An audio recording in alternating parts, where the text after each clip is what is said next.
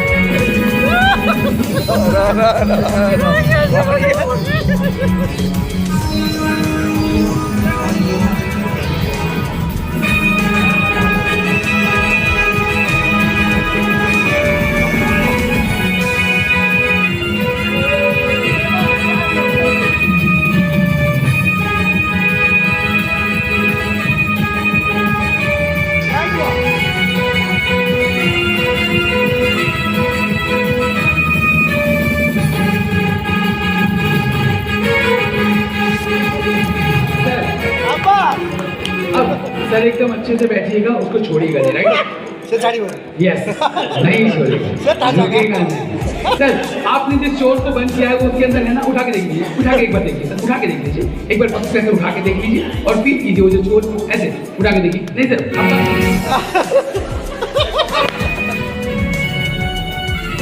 है ना है एक्चुअली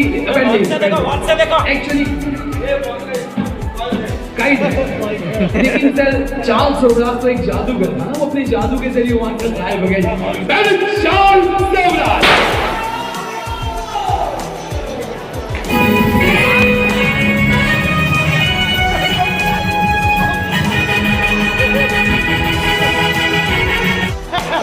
सर आपने जिस बंदे को कैद किया था वो तो बाहर निकला, बक्स में क्या है?